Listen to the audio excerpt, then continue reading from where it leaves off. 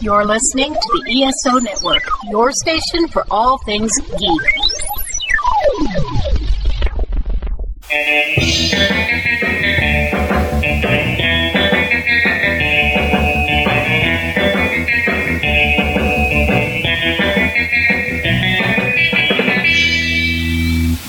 Hey, hello. Hi, everyone. Welcome to Myopia Defender Childhood. This week we're watching the Eddie Murphy remake of Nutty Professor. This is coming out late because I am exhausted and I've had a busy week and daylight savings time sucks. So, I hope you enjoy this episode. It's still good. It's just late and it's my fault and I take full responsibility for it. But it should be good and enjoyable. If you came out to see Hangerin, thanks.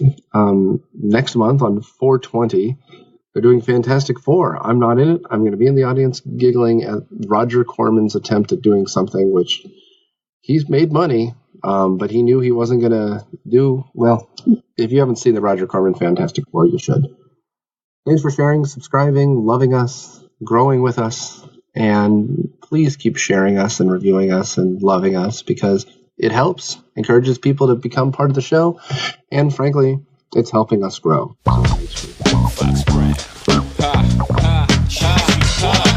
Fresher than the next chick.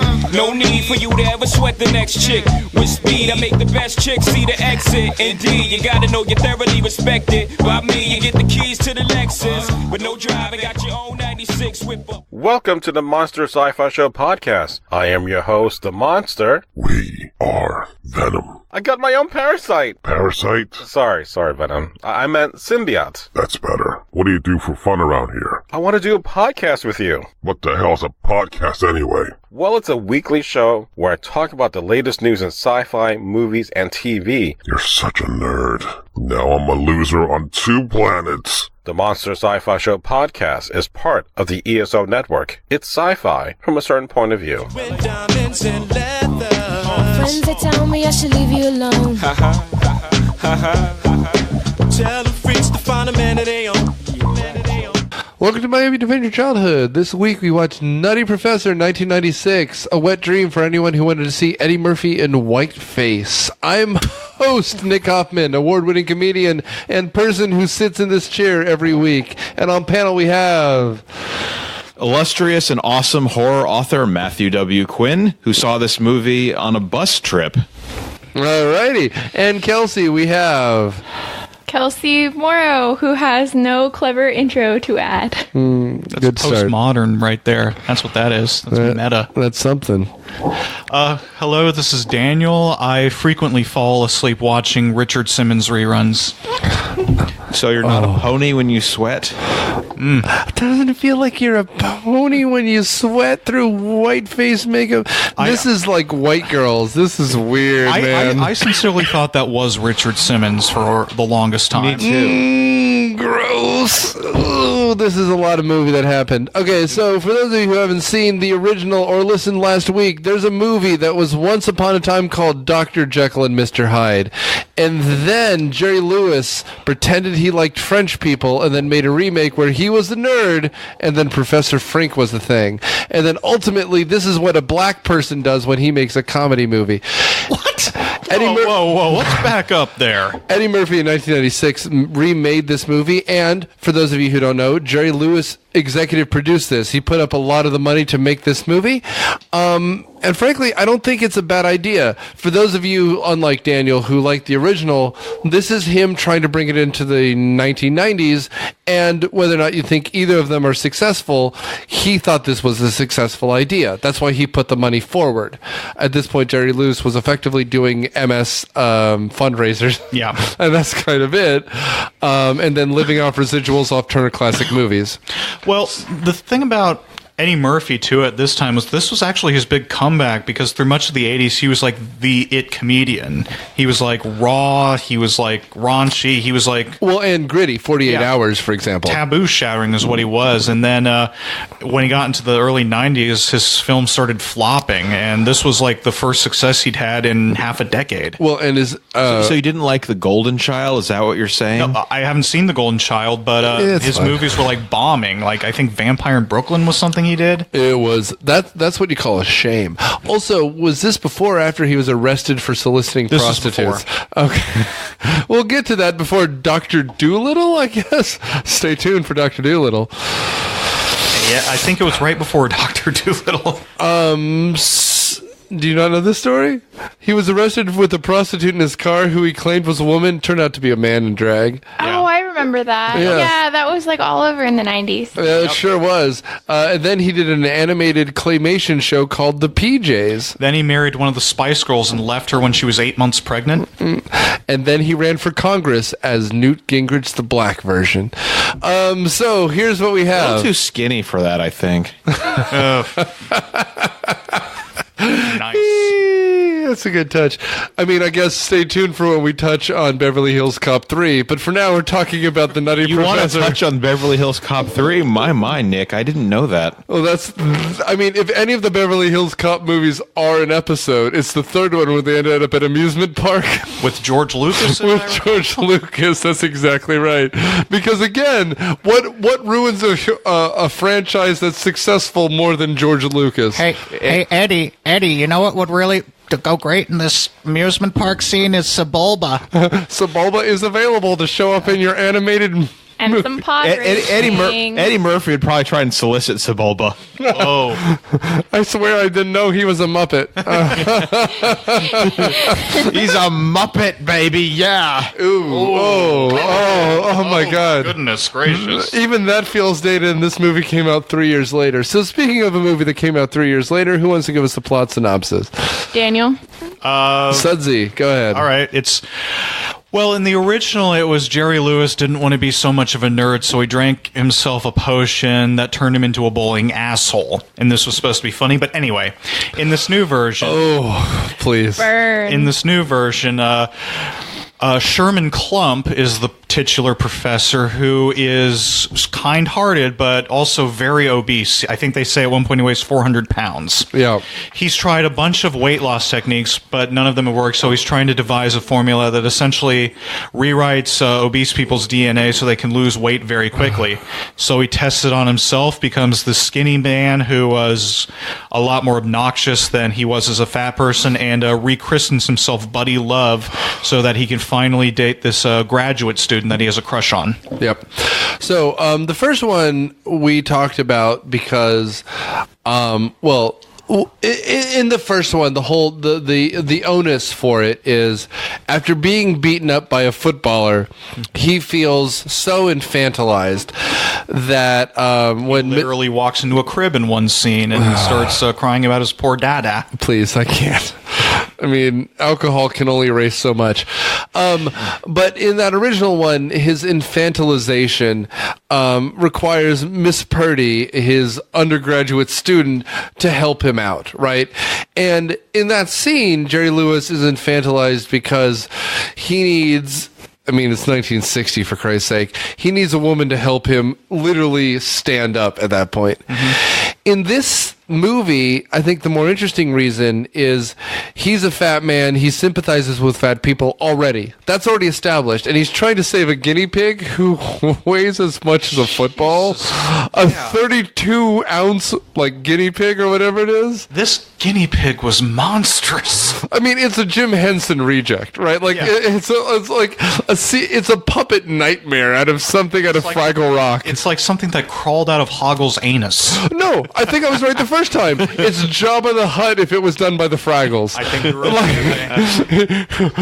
And it wiggles at one point. It's less a Fraggle and more of a doozer. Is that what they were called? That's exactly right. Regardless, so he's already sympathizing with the weight thing, and he meets Jada Pinkett, who plays Miss Purdy, who is another grad student who's teaching a class across the way, but is aware of his research, and suddenly he horns up a bit. Mm-hmm. Well, that's one good thing about this is they at least made those characters equals. Relatively speaking, right? I mean, it's not that it's his student, right? Right. She's still a grad student because she's a woman and she has to be inferior to him. But we'll get to that because that'll come back. Employed by the university and is obviously very good at what she does on her own. Well, and speaking of the university, I do like the incompetence of the beginning. In the original, there's an explosion. At this one, there's 5,000 hamsters. Yeah, the gerbil apocalypse. I think that was actually a line in there where he's talking about how they were really gerbils because hamsters tend to be smaller, more compact, or whatever. And something about the scrotums. We get a lot of genital talk in this movie, which Jerry Lewis only exhibits by rubbing against people. But so many restraining orders, I just don't know what to do. And scene. All right, so we come back to this. Well, I mean, we can talk for a second about Larry Miller. In the old movie, the crusty old dean is played by a bespectacled guy who's just like, ooh, that nerd house. Robot house? In this one, it's Larry Miller, who, if you don't know, is a comedian who kind of always plays it in a suit and threatens to murder people. Wasn't he in the Dr. Dolittle remake, too? He was in the Dr. Dolittle remake. I think as a head security guard. I think so. Yeah. But that's just how he plays. He just plays kind of, if you've ever seen Scrubs, he's always the janitor type. He's kind of like Paul Scheer. Yes. He's the nerdy type who plays the confident nerdy type and therefore the aggressive nerdy type. Who claims that Professor Klump has alienated all the school's rich donors. I'm not really sure how he would have done that. Well, and before we get into what Matt just said, the biggest difference between the Jerry Lewis one and this one is that the Jerry Lewis one is the humor comes a lot from the flailing and the bigness of his character. In this one, it's often scatological. And I'm not going to pick one. And the bigness of his character. Well, right. And... Well done, Matt. And I'm not going to pick or choose one. I will say I think the Jerry Lewis one has a lot more thinky jokes. I think this one is more out loud funny because this is all farts, and we're introduced to that here where there's a hamster taking a shit into the coffee of the dean. Edna, the cream has turned. Yes. And that's what I'm thinking, because like literally there's just a hamster hanging from the chandelier pooping in his drink. Well, I think this was the same guy that directed Ace Ventura, so... And there's nothing wrong with that, but that's what it is. It's literally all large gestures and fart jokes. I do disagree that it's only large gestures and fart jokes. There's a lot of understated moments where Eddie Murphy's just kind of reacting to things in that same rubber-faced way that Jerry Lewis did, but Eddie Murphy's more subdued with it, which kind of works a little better. Well, and we'll get to the difference until in he gets to Buddy Love, then he is not subdued at all. We'll get to that. Well, and I guess the differences between the two endearing characters, maybe it's just that it's 2018, but in this context, the nerd comedy is weird because I think a character like Jerry Lewis... Well, I was going to say doesn't exist anymore, but then fucking Big Bang Theory exists. And I hate Big Bang Theory, but Big Bang Theory is Jerry Lewis's character, right? It's just awkward nerds, and then maybe a female awkward nerd will show up the difference with booblums between stuff like Big Bang Theory and actual nerd comedies. Big Bang Theory looks down on nerds. Well, Big Bang Theory thinks it's talking to nerds, but is very derogatory. Maybe the comparison we should be making is Kevin Smith movies or something like Dr. Horrible. Well, that's the other thing about Jerry Lewis in his real persona. He was a gigantic asshole. Well, more than an asshole. I mean, a hero is not a term. No. I think he's Mike Myers. He did a lot of great work, obviously, and he got the Gene Herschel Humanitarian Award for his... Well, it's because people didn't see The Day the Clown Cried. No, it was for all the work he did with muscular dystrophy and all that stuff, which, that's great stuff, and he raised a lot of money for them, but you're right, he was like Mike Myers, who took himself very seriously, even though he did a lot of silly jokes in retrospect, and if anybody questioned him, he had a temper. Well, and that's where we should talk about Eddie Murphy. Eddie Murphy at this point had taken a long fall from grace. He was the kind of hero of stand-up comedy after Richard Pryor, right? And so now he's making movies for kids, and there's a little bit of that rough edge here, right? So let's walk through the plot a little bit, right? At first, he is the professor who's elbowy and knocking over stuff because he's a fat guy. In fact, that's how he releases the hamsters.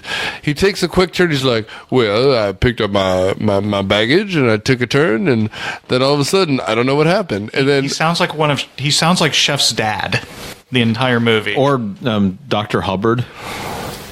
Yeah, or flip it around. This is 96. This is before South Park. This is before that. So Dr. Hubbard was more recent. When's Dr. Hubbard? The doctor from The Simpsons, who's not Dr. Nick. You mean Dr. Hibbert? Hibbert. Oh. Well, Hibbert is based on Cosby Show, the first Cosby Show in the 80s that was beating them week over week. So I mean, it's actually.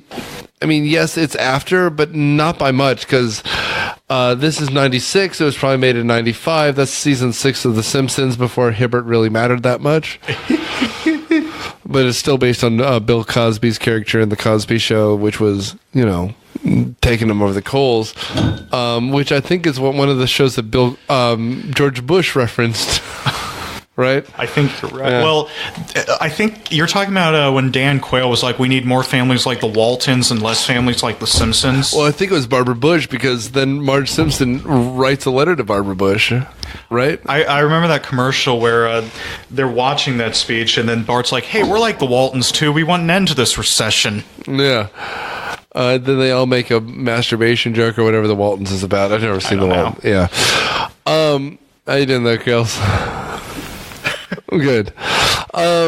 So, I mean, we can walk through this a little bit. After releasing the hamsters, realizing he's fat, and being threatened by Larry Miller, we have this kind of scene where where he meets Jada Pinkett. Mm-hmm. Right? And Jada Pinkett comes in. Oh, you're Dr. Klump. I know your work very well. I'm a big fan. I'm teaching a chemistry class or whatever down the hall. I would love to see you. I mean, and to his students, he appears as like kind of a very pleasant professor, but we're introduced to him writing an equation on the wall about like, if you want to be a biology major, you need to know this equation, blah, blah, blah, blah, blah. And he's erasing it with his gut. Yeah. Yep. And that's about right now. And everyone is laughing at it. Well, then there's that bit where he looks down and sees the dust, and I don't miss myself. Right? And he gives the Mr. Robinson style look at the camera. Yeah. And like, and again, I know you don't like the Jerry Lewis version as much, and I'm right on that, like, again, on the razor's edge with you, but it's a sympathetic look. They're sympathetic characters. I think in modern America, the obesity thing is more sympathetic than the nerd thing, just because I mean, fuck you, Chris Hardwick, but nerds have been more accepted. The obesity thing, I think, is a more tragic character trope than, because someone who feels like, I'm trying to lose weight, I can't lose weight, why am I being objectified for it? It's rough, and he sees an attractive woman, and he realizes he has no chance, and therefore he's going to experiment on himself. Well, he thinks he has no chance, even though she's kind of at least expressing interest in getting to know him better. Well, but that's the satire point, right? Like, ironically, she's happier with a fat version of himself, which is only something that Dave Chappelle can bring out. That was so great. Apparently that was totally ad-libbed. No kidding. Oh, yeah, I mean... Oh, and by the way, in case you feel like you've accomplished anything in your life, Dave Chappelle was 22 when this happened, and he had already done Men in Tights by this point. Now you're just depressing me. I mean, and Men in Tights is one of those movies that, I don't know if it holds up under a modern lens, but I saw it when I was in middle school, whenever it came out. It's a masterpiece. I own probably 2 copies of it, and it is what it is. I've seen Chappelle live 3 times now, and he'll always be Dave Chappelle to me. Chappelle Show came out when I was a freshman in college, man. The Black White Supremacist is one of the first things I saw. Well, what was his name? Clayton Biggums, or... I love that you can just pull that out of your ass like you don't know it. A lot. I can't. I think his last name was Biggums, but well, and I mean, and speaking of, his brother around the table when they do the clumps eating dinner, it looks like his brother Charlie Murphy. It looks like just a heavy version of Charlie Murphy. You're not wrong. I mean, if Prince showed up in the middle of that, challenged everyone to a game of basketball. I have some pancakes. Charlie Murphy. Charlie Murphy's True Hollywood Stories might be the best thing that happened after the Daily Show ended, and then you were watching what happened afterwards. Better than the puppets making prank phone calls any day. Ooh, that was a thing that happened back then. Maybe Kid Notorious, but you and I have watched Kid Notorious more recently, and it's not as great. Well, Dave Chappelle isn't really Dave Chappelle in this movie. He's an insult comedian, like Don Rickles, just with his pants down a lot lower. And a Cat in the Hat hat. No, that's seriously the outfit is. You can see his like neon boxers just right there. He's banging, singing Larry, and it's a thing that happened. So I mean, we can catch up to here. Referencing Crank Yankers to Kenan Thompson all in the span of like 2 minutes. But here's the thing: Kenan's everlasting at this point. If you haven't seen, do yourself a Google and look up the Millennial Millions sketch from SNL. It's one of them good ones. And we done Good Burger. Listen to Good Burger, which is a movie that happened once that we did an episode of a year and a half ago, 2 years ago. Sounds about right. Anyway, so at this point, Miss Purdy and what's his name? Sherman go out on a date to what's this club called? I don't remember. Well, the Purple Pit. Doesn't the Scream? It's the Scream, right? We'll have a Scream at the Scream. There's two big scenes before that, right? There's that one where you can describe any scene you want. Well, there's the dinner scene with his family where he's talking about going home. And... I just can't. Go describe it. Oh man. There's there's 6 people at dinner. There's Sherman, his brother, his parents, and then his grandmother, who talks about how Michael Douglas was the only white man that ever did it for her. And they're all played by Eddie Murphy. Yep, except his nephew, because his nephew was also there. Yeah, that was a child actor. Yeah. But all the rest you look of them, fabulous, Sherman. I love Eddie Murphy's voice work so much. Hercules. Well, and it is worth note that before an era where Mike Myers did everything, this is, I don't want to say it's a Jerry Lewis bit, but he plays 2 roles in his own movie, playing a child, a nightmare child, some sort of horrifying nightmare child. But in this movie, Eddie Murphy really does it works a lot of makeup. Here's the thing about this, is they're taking certain moments from the first film, from the original one, and just tweaking them a bit, and they work a lot better. Like, this is the nightmare child scene where it's like, this is how Julius Kelp ended up the way he did, was because his dad was being constantly beat up by his mother. Well, and in this one, it's because his family is just obsessed with eating fatty foods. And I will give 2 things to this. I thought this was very funny. Like, I mean, to your point, he was taking the skin off the chicken, which is a very 90s thing, and he said, most of the calories are in the skin of the chicken. And he goes, I told you we were going to have dinner. You don't need to scalp it. It's very aggressive and awful. Yeah. Well, then his brother starts talking about all you need to do is go to the gym. Well, and that's very Jerry Lewis. And again, you can tell the Jerry Lewis bits of this. I'm a person who got into comedy in the 90s and 2000s, and you watch the old SNL and it's weird and mildly racist, but that's what comedy used to be, racism. But that doesn't mean the 60s are bad, and I can tell that Jerry Lewis executive produced this because there's like those tendrils here. Well, the gym sequence that you mentioned is another good one, because in the original one, that's like a 10-minute scene easily that involves just a lot of build up to the jokes, and in this is like a 30-second montage of Sherman just standing on the trampoline, and the trampoline's just sagged all the way down to the floor. Well, you've also got I think it's got to be a parody of Rocky running up the Philadelphia Library steps and then trying to do curls while eating a candy bar. And the acupuncturist. Well, but you still hungry? But to your point, in both scenes, in the original, it's a failure scene, right? Like he tries and he does the Stretch Armstrong gag, which is funny. In this one, he's successful, but it makes no difference.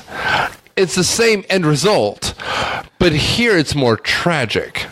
You know what I mean? Like, in the original one, it's played more for comedy. Here, it's, like Matt said, he makes the Rocky stairs. Like, he runs it up, he's successful, he's cheering, but the failure comes from the fact that it doesn't fucking matter.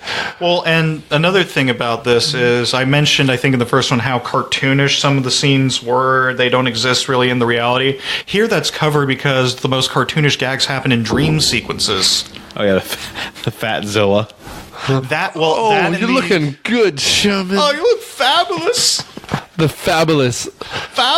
It's funny. Well, also his dad's like, "That's my boy." Well, also the From Here to Eternity scene where he's with Jada Pinkett on the beach and then crushes her into the sand.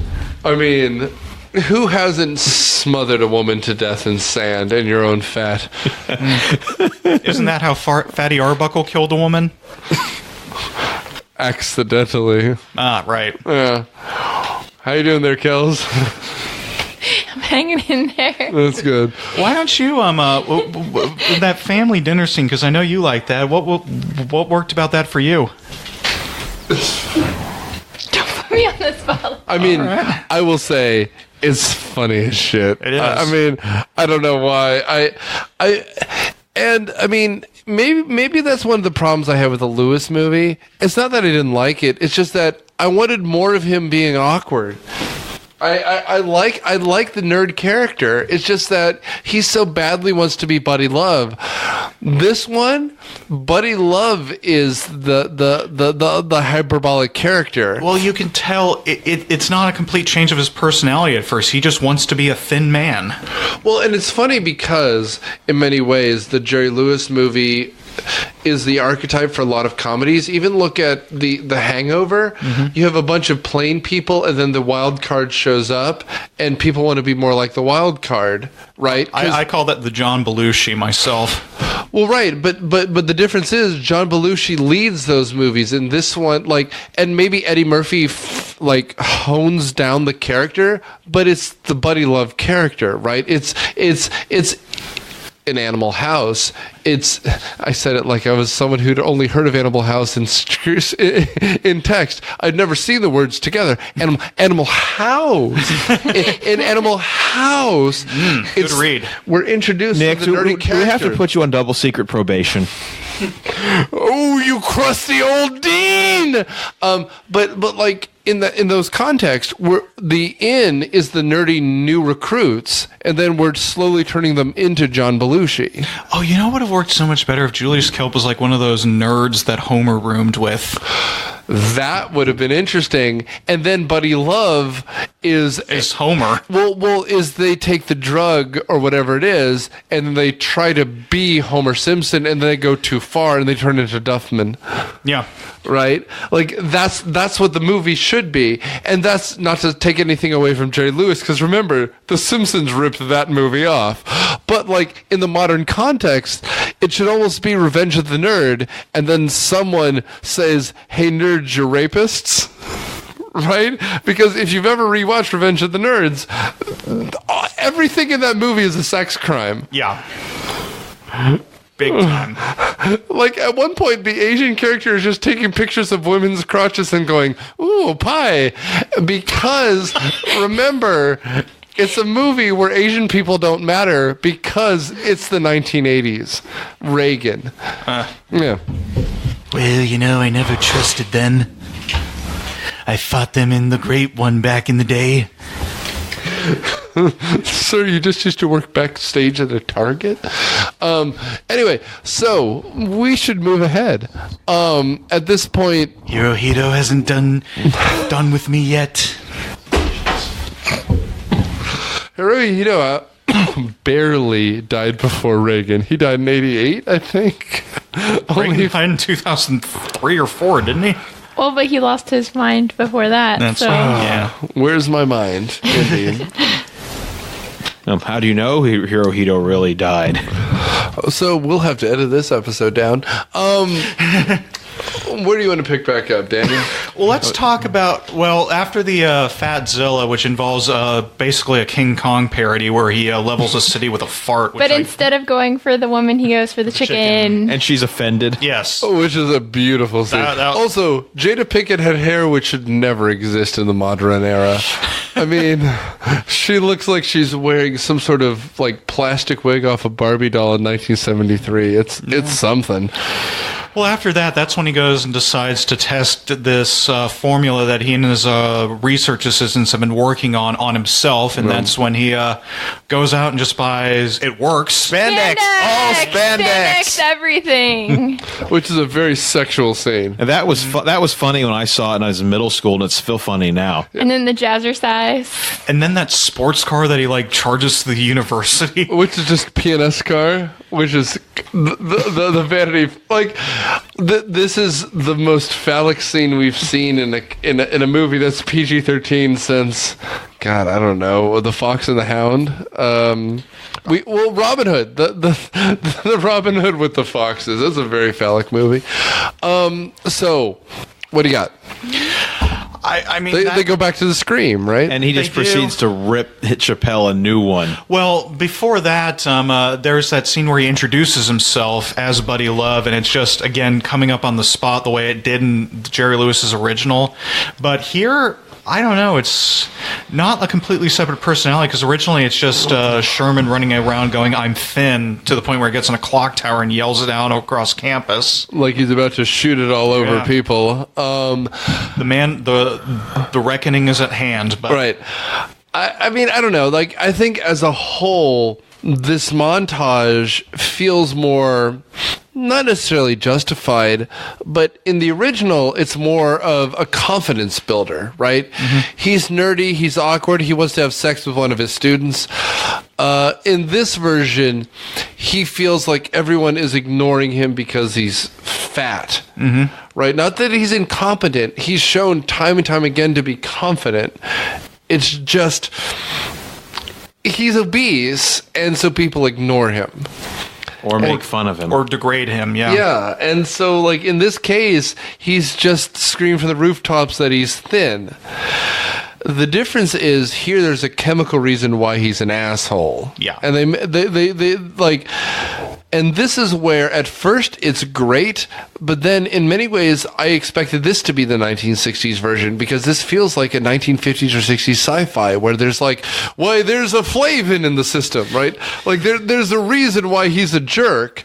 It's not that he's confident.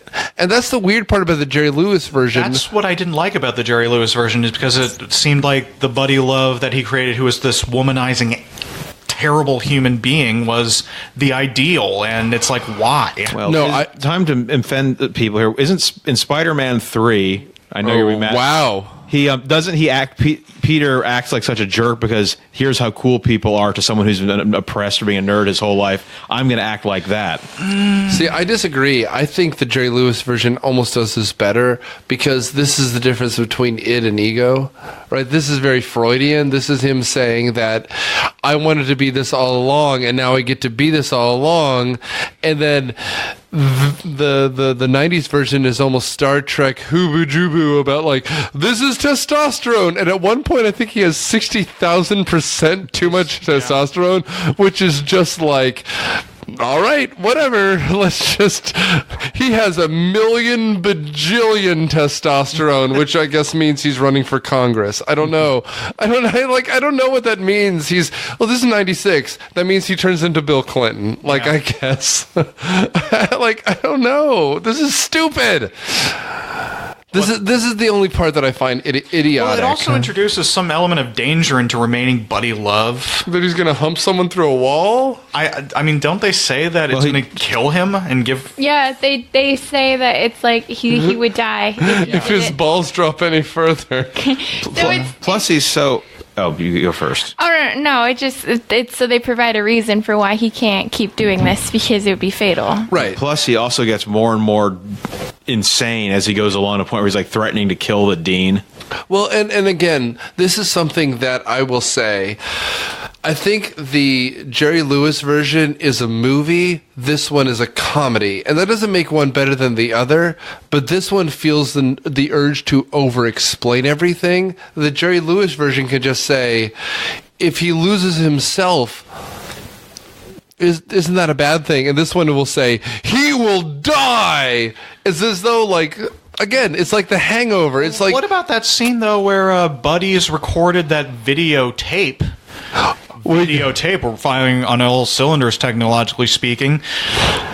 And he's just mocking Sherman Klump for being such a loser, and that's what convinces Sherman to try and get rid of the formula. Oh, Christ. Do you realize if they redid this, there'd be some sort of, like selfie on the back of an iPhone, like, hey, fat ass, this is me. Yeah, there would be. I will say, though, do you think it'd be a Snapchat with a dog filter on it? No, it'd be the rainbow mouth one. Oh, yeah. Now, do you think they'd go back to fat, or do you think they'd go back to nerd? I mean, it's 2018, which is worse now. Which is easier to parody? That's deep, man. No, it's not. It's literally an honest question because that's a cone, man. That's 20 years ago versus 50 years ago. I feel like nerd, though, like, because of Big Bang, like, that's, like, cool now. I would imagine it would be this type of nerd that I talked about on the last episode that hangs out on 4chan all day and thinks they're owed beautiful women. Incel? Yes. You'd have the incel comedy of the year.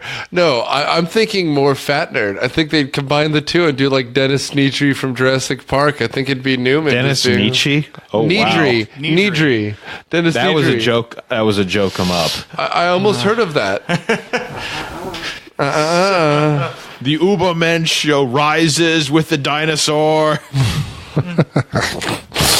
and sings the dawning of the velociraptor. I am more than mere fat. Which I got. There's a dead. I'm ripping off the Dead Authors podcast here so hellaciously. Oh, yeah, that was the thing that existed, 4 years ago? Yeah. Well, that's mourn because it was actually pretty funny. This is how we do it. But couldn't you argue that in the 90s one, that, like, he is the fat nerd? Because, I mean, he's, like, a science professor. Well, he's actually respected, though, and I mean... his field, though. Well, but like, when he drinks the Buddy Love formula, the nerd doesn't go away because he's still doing all the science as the nerd, right? Because they do the fundraising, well, I just combined some guanine peptide. I don't know what that means. I just, getting into your pants or whatever the line is. Yeah, because you wonder how much overlap is there between Buddy Love and Sherman Klump, because Carl Purdy is like, I see there's more to you than just this loud guy who beats up an insult comedian in the bar. And Buddy Love is able to do all the science stuff. That is such a great scene with the rematch between Eddie Murphy and Dave Chappelle. Well, I mean, and to wit, I'm trying to figure out who the character would be if we did a modern remake of it. And, like, Zuckerberg is kind of that, like, slim prick, right? Like, and that's kind of the character who he's going to turn into. So I don't know who it would be. They kind of already did a remake to that. Social Network? Sorry to bother you.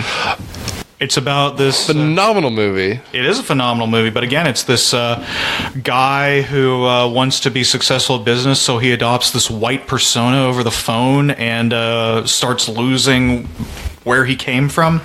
Social Network. That is. Yeah, I don't know. It's an interesting persona because it's this, again, like the original, this is Jekyll and Hyde. Also, a spoiler for Sorry to Bother You, great makeup effects, just like this version. Yeah, see it. If you haven't seen this, it was last year's Academy Award that was a swing and a miss. They should have nominated for more. It's on Hulu, so go check it out. Do it. We're wrapping it up, right? Do you have other thoughts? Well, I mean, we should talk about the end scene where Sherman gets fired and essentially replaced by Buddy Love. He tries to get rid of Buddy, but Buddy's replaced one of his diet shakes with the formula. Mm-hmm. Thanks, Mega Shake. Yeah, that. And they go to that... there's that scene where they're trying to get a $10 million donation from...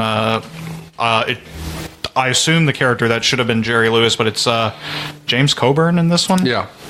So anyway, and then things go crazy because Buddy starts transforming back into Sherman, and they have a fist fight against each other. Yeah. Yes, I can.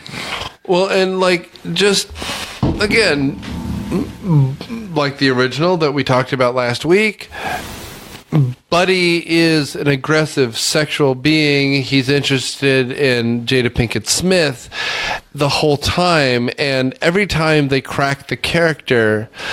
And in this one, I think it's interesting because we see more of Sherman with the love interest, right? Mm-hmm. Because she goes to dinner with him in a scene that's amazing. Oh, the ending, so long as we're talking about that last scene, when he finally transforms back into Sherman for good.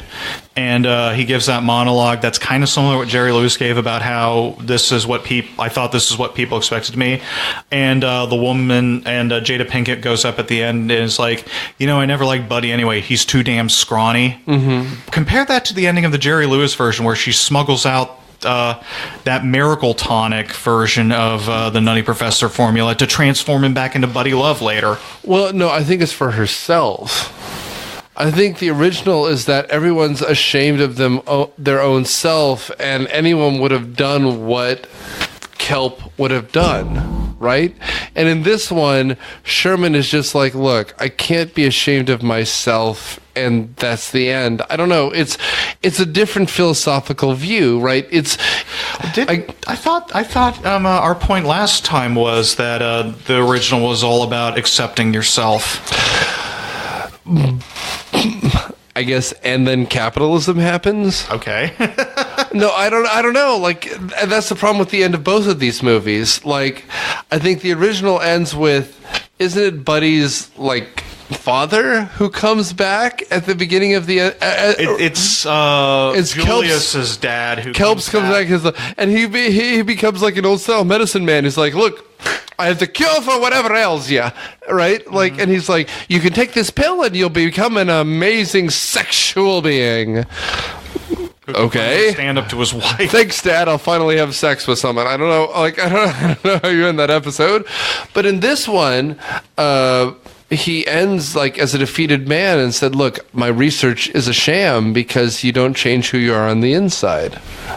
Yeah, right? That raises questions. Is Buddy Love basically the sort of all of Sherman's resentments against being made fun of for being fat his whole life? Yeah, I mean, it's what it turns into. Well, isn't that what the grandma says? After 35 years pumped up inside of a man, he's gonna just explode. Something like that. And then I guess grandma humps a shag carpet or whatever grandmas do. Michael Douglas, we find, as we said earlier. The only white man who could ever do it for me. He made me so wet, which is something. That is a line in this movie. Well, and then Eddie Murphy starts rubbing his eyes like, please stop him. Yeah, the second dinner scene where Sherman takes Miss Purdy to meet his family, and they are all so embarrassing. Well, and again, every time they eat, I get hungry. like that looks like, I don't know, like KFC just had a sale, man. Like mashed potatoes and collard greens, that and on the cob looked good. I mean, well, and at that one point that the father done shit himself when he farts, and the kid is coughing up food. I'm just like, man. I mean, who hasn't been there? There have been some moments of shame at a meal like that. I mean, we can wrap this one up, man. The weird thing about this one is this might be the most viewed movie that we've all seen for a weird, like, universal picture, right?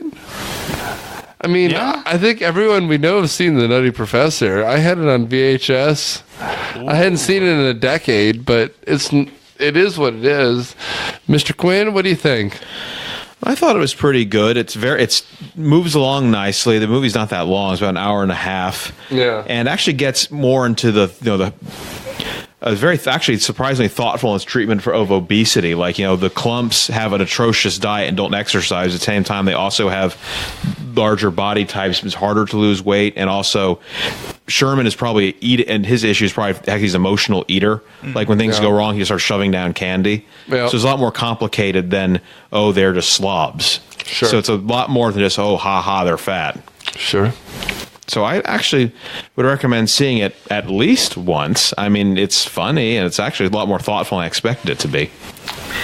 Thank you, Kels.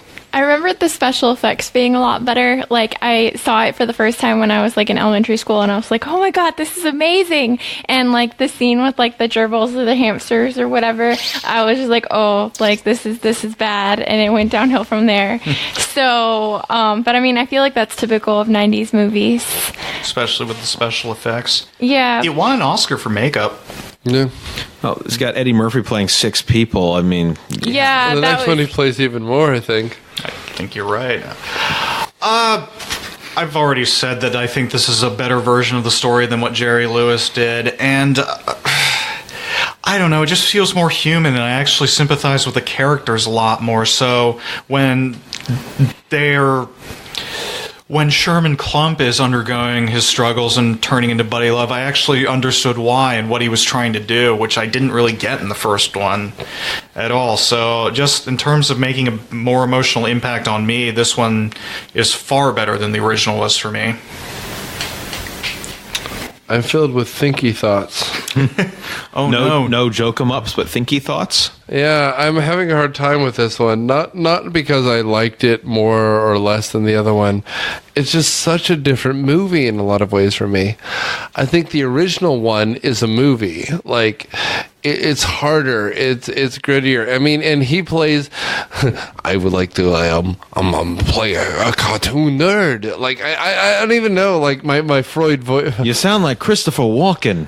My nerd, my Professor Frank voice is not good. We call this the third dimension or the Frankahedron after it's discovered. Yeah, I mean, but that's the problem. Okay, but the first one is more of a real movie. I think the Nutty Professor we just talked about is a funnier movie, right? I mean, that being said, a lot of it is fart jokes. I mean, now that being said, the 2 dinner scenes are some of the funniest scenes I've seen in a while. That doesn't make them bad, but they're fart jokes, right? Like the mom saying Hercules and the dad saying, I'll tell you what. You know, you want to clean your clothes, your colon cleanse? Colon cleanse? I can do a colon cleanse. Like, right? And then it's just... Well, farts aren't the punchline, though. It's just another character trait about these people that Sherman's trying to escape. Well, and again, if you're going to be sardonic, the whole thing is the Oprah-esque, like, you can almost pray the fat away. Like, there's a magic way to do it. There's no magic way to do it. And the thing is, the only person who realizes there's not a magic way to do it is Sherman. I do want to, before I get in my next thought, just say, if I ever release a comedy album, the title's going to be You Can Be Sardonic. Yeah. That would totally be the title. You're right, though. I mean, that was definitely more relevant to the 90s about how you could essentially just, in 10 days, you could go from an obese person to the most fit person on the planet. Well, and that's why I made the joke about the white face. It's right. It's that this slender, coke-addled guy who's struggling with sexuality issues can be like, don't worry, you can do it. At the beginning is literally not how fat people lose weight. It's just not. And that's the joke of the whole thing. People who gain weight sometimes gain weight because they have an eating issue. Sometimes they gain it because of genetics. That's what the movie's about. The humor comes from the fact that we have disappointment in our lives, and Eddie Murphy gets it. Jerry Lewis is a different kind of sardonic point. They're very different movies. I will say, though, and maybe you'll agree with this, and maybe you won't because you're the asshole film reviewer, but we'll see. I know there's several people above me, but one day I will be the most contrarian person alive. Well, Chris Cabin might argue with you, but we'll see. The difference is 101 Dalmatians versus 101 Dalmatians is a very different quality issue. These people are making very different movies. And I think you and I agree that the Eddie Murphy version is more rewatchable.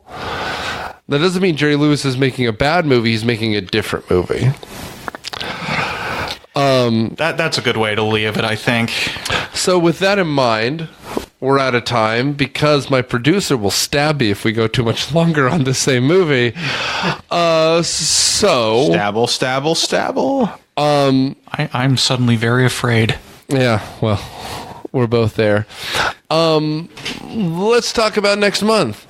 Next month is a weird month because after doing this for as long as we have, next month is a mystery because you have called in to do some public defender shit.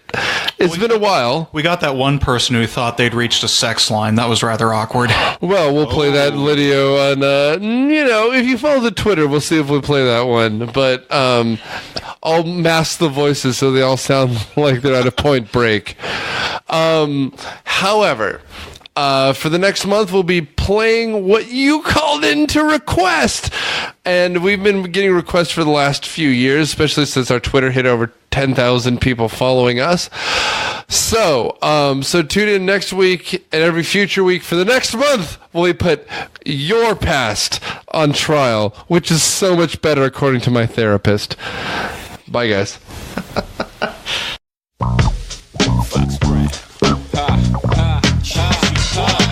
Fresher than the next chick. No need for you to ever sweat the next chick. With speed, I make the best chick see the exit. Indeed, you gotta know you're thoroughly respected. Myopia Defend Your Childhood is produced by Do Better Podcasting and a member of the ESO Network. It is hosted by Nick Hoffman, edited by Daniel Studitz and Ann Burns. It is produced by Daniel Studitz, Matthew Quinn, and Ann Burns. Thomas Herman is our consultant. Nick Hoffman is our executive producer. The theme song is Surf Shimmy by Kevin MacLeod. Find it at incomptech.com. It is licensed under the Creative Commons license. Thanks. Who you asking, Ain't no like the one I got. No one can do you better. Sleeps around, but he gives me a lot.